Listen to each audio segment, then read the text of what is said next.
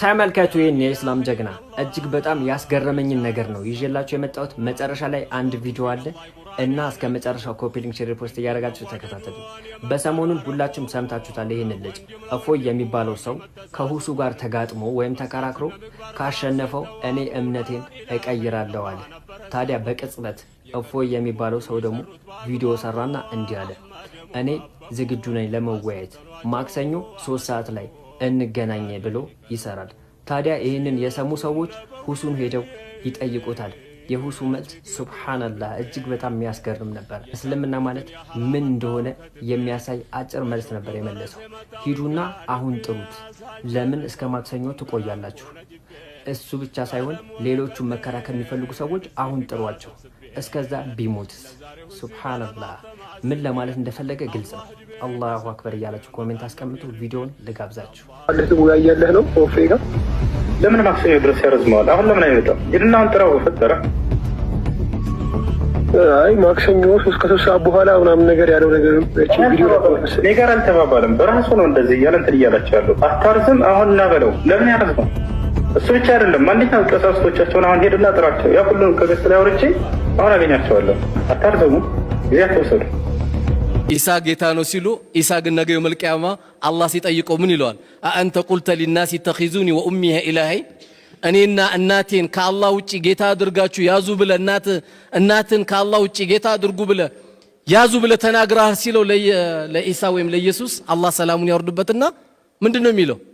ቃለ ሱብሃነክ። አየው ጌታዬ ጥራት ይገባ፣ ጌታዬ ጥራት ይገባ። ቶሎ መልስ ውስጥ እኮ አልገባም፣ ጥራት ይገባ። ኢን ኩንቱ ቁልቱ ፈቀድ አሊምተ ብዬ ከሆነ አንተ ታውቃለህ። ተዕለሙ ማ ፊ ነፍሲ ወላ አዕለሙ ማ ፊ ነፍሲክ። አንተ ውስጥ ያለውን ያላቅም እኔ ውስጥ ያለው ግን አንተ ታውቃለህ። ባይሆን እኔ ያልኩት አላህን ተገዙ መልእክተኛውን ተከተሉ ከማለት ውጪ ሌላ አላልኩም ይላል። ሩህ ጉሩር ላይ በደረሰች ጊዜ ነፍስ ውጪ ነፍስ ግቢ መከራ ላይ በገባች ጊዜ ወቂለ መን ረሃቅ፣ የዚያን ሰዓት ማን ዋዳኝ? እስኪ ስፔሻሊስት ጥሩ፣ የተሻለ ዶክተር ምረጡ፣ የትኛው ክሊኒክ ይሻላል፣ የት ይዘነው እንሂድ፣ እከሌን ጥሩት እየተባለ ማን ዋዳኙ በሚባል ጊዜ ነገር ግን እሱ ወظن أنه الفراق፣ እሱ ግን ቤተሰቦቹን ዘመድ አዝማዶችን ልጆቹን እናት አባቱን ወንድም እህቱን ሊለያይ እንደሆነ ርግጥ ብሏል። የዛን ሰዓት ሰዎች ዶክተር ይጠራ ይላሉ፣ ሰዎች ሐኪም ጥሩ ይላሉ፣ ቆንጆ ሆስፒታል ውሰዱት ይላሉ። ነገር ግን እሱ ወደ አኸራ እየሄደ እንደሆነ እርግጠኛ ሆኗል። የተያዘው አካል በበሽታ የተጠፈረው አካል እርግጠኛ ሆኗል። አላህ ተባረከ ወተዓላ ገጣሚው ምን አለ እዚህ ቦታ ላይ ወለም አረ الطب هذا اليوم ينفعني، ዛሬ ቀን እንደሌላው ቀን አይደለም፣ አያያዙ ብርቱ ነውና ሕክምና ይጠቅመኛል ብዬ አላስብም። ወሽተደ ነዝዒ ወሳረ الموت يجذبها፣ ወሽተደ ነዝዒ የሩሒ መውጣት በረታብኝ፣ ህመሙ ከባድ። ረሱሉ ዓለይሂ ሰላቱ ወሰላም ሰከራተል መውት ላይ ያሉ ጣረ ሞት ላይ ያሉ ምን ይሉ ነበር? ላ ኢላሃ ኢላላህ ኢነ ሊልመውት ለሰከራት ይሉ ነበር። ለሞት እኮ ህመም አለው ይሉ ነበር። አላሁመ ኢና ነዑዙ ቢከ ሚን ሰከራቲል መውት ይሉ ነበር። የአላህ መልእክተኛ ጌታችን ሆይ ከሞት ስካር ባንተ እንጠበቃለን፣ ከሞት ህመም ባንተ እንጠበቃለን ይሉ ነበር። ወላሂ ሞት ላይ እንዳለ ህመም ምንም አይነት ህመም የለም፣ እጅግ ከባድ። ያ ህመም ግን ለአማንያኖች ወንጀላቸውን ማበሻ፣ ወንጀላቸውን ይቅር የማስባያ፣ ደረጃቸውን ከፍ የሚያደርግላቸው ህመም ሲሆን ለካሃዲያን ግን ቅጣት ነው። አላህ በእውነት በሱ ካመኑት ባሮች መካከል ያደርጋል። ታዲያ ሼኹ ምን አሉ? ወሽተደ ነዝዒ የሩሒ መውጣት በረታብኝ፣ ያ አላህ ወሳረ አልመውቱ የጅዚቡሃ መለከል ሞትም መጎተት ጀመረሳ وصار هون الموت يعني ملك الموت يجذبها የሚጎትታቶን يا الله የሚጎትታት ደግሞ من كل عرق ከእያንዳንዱ ጅማት ከእያንዳንዱ የደም ስር ይሰማል ህመሙ من كل عرق بلا رفق ولا حول ካለምንም መሳሳት ካለምንም ማዘን ካለምንም መራራት ولا حول ካለምንም ማቃለል ቀለል ላድርግለት እንኳን ሳይ ይወስደዋል ሩሄና ያ አላህ በዚህ መልኩ የምንሄድ ሰዎች ለዚያ ቀን መልካም ስራ ልናስቀድም ይገባል። ጌታችንን ተባረከ ወተዓላ በተገቢው መልኩ ልንፈራው ይገባል። ቻልነው አቅማችን በፈቀደው በሙሉ ጌታችንን ለማስደሰት ልንሯሯጥ ይገባል። አላህ ከወደደላቸው ባሮቹ መካከል ያድርገን። ጀዛኩሙላሁ ኸይረን። ወሰላሙ ዐለይኩም ወረሕመቱላሂ ወበረካቱሁ። እግር ማጠብ የመድኃኒዓለም ትልቁ ስራ ስለሆነ እግር ታጥቦ አይደፋም። በጣም ጽኑ እምነት ያላቸው አባቶቻችን የማንኛውም እንግዳ ቢሆን እጣቢውን ይጠጡታል። እንዴት አይነት ገልቱ ኢትዮጵያዊ ተፈጠረ ጎበዝ! እኔ አፍራለሁ ከዚህ ህዝብ ወጣው ለማለት አንዳንዴ እኮ ነው አም ፍሮም ዱባይ እያልኩ ነው። የፋሲካ በዓልን ምክንያት በማድረግ ክቡር አቶ ከድር ጀዋር ለትግራይ ተወላጆች በዛሬው ዕለት የማዕድ ማጋራት አካሂደዋል።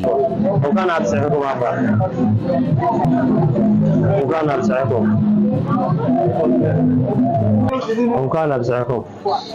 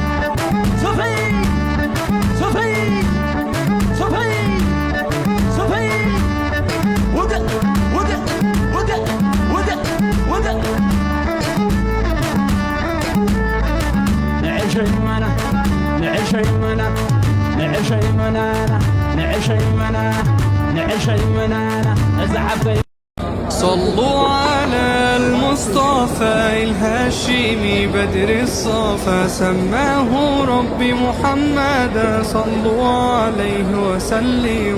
صلوا على المصطفى الهاشمي بدر الصفا سماه ربي محمدا صلوا عليه وسلم. صلوا عليه صلوا عليه صلوا عليه لتغنموا دايب غرام وحنين بمدح حبيبي الزين مشتاق ليك والله قلبي من المساكين. صلوا عليه صلوا عليه صلوا عليه لتغنموا. صلوا على المصطفى الهاشمي بدر الصفا سماه ربي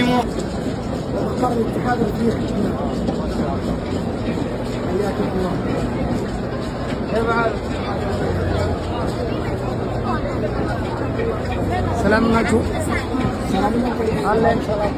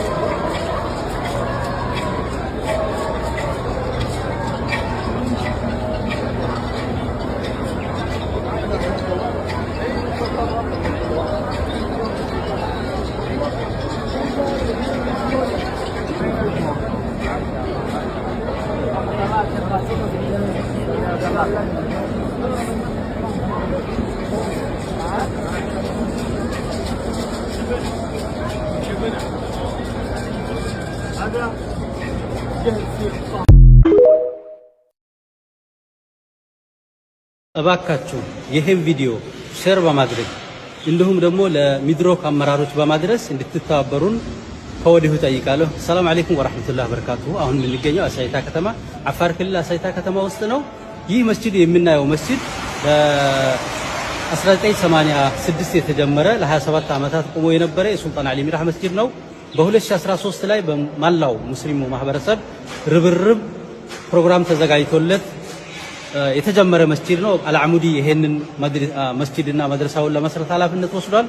ከሙስሊም ማህበረሰብ የተቀበለውን ኃላፊነት ለማወጣት መስጂዱን በሚታዩት መልኩ ጀምሯል።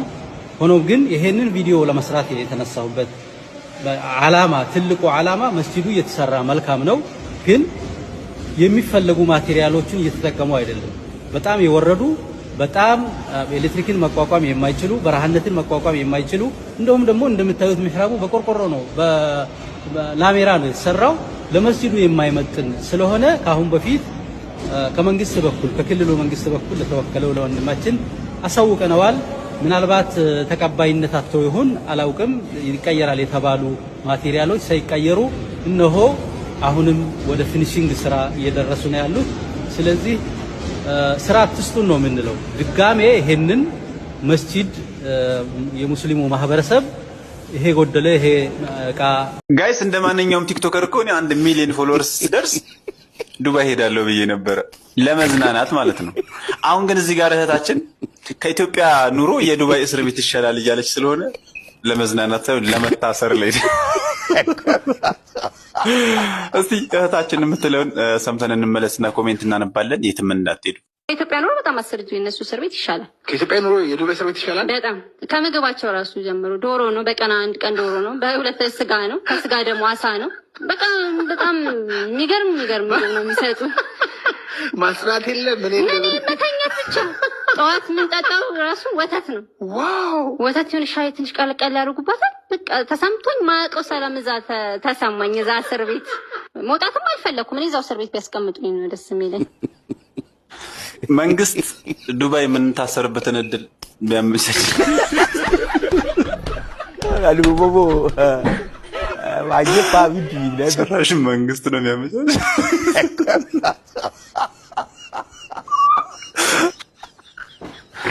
በቀጣይ ደግሞ እዛ እስር ቤት የሚያስገቡ ጥፋቶችን ትንገር።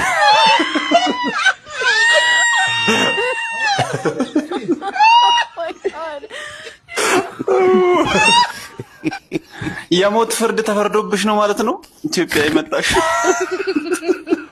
አልቦቦ أشهد أن لا إله إلا الله وأشهد أن محمدا رسول الله አንድ ሰው በጣም የሚያስቆጣ ነገር ተናገረ ወይም ፈጸመብህ፣ ያንን ቁጣህን መወጣት እየቻልክ ቁጣውን ያፈነ ሰው አላህ ሱብሓነሁ ወተዓላ የቂያማ ቀን ቀልቡን በደስታ ይሞላለታል ብለዋል ነብዩ ሰለላሁ ዐለይሂ ወሰለም። ወመን መሻ መዐ አኺሂ ፊ ሐጀቲን ሐታ የቅዲሃ ነው። በአንድ ወንድሙ ጉዳይ ላይ የተንቀሳቀሰ እስከምትፈጸም ድረስ አብሮት የሆነ ሰው ተበተ አላሁ ቀደመይሂ የውመ ተዙሉል አቅዳም፣ እግሮች በሚዳልጡበት የቂያማ ቀን አላህ እግሮቹን ያጸናለታል ብለዋል ነብዩ ሰለላሁ ዐለይሂ ወሰለም። ሲራጥ ላይ ነው አይደል እየዳለጠ የሚወድቀው ሰው አላህ ጽናት ይሰጠዋል። ይህ በጣም ትልቅ አጅር ያለው ጉዳይ ነው ማለት ነው።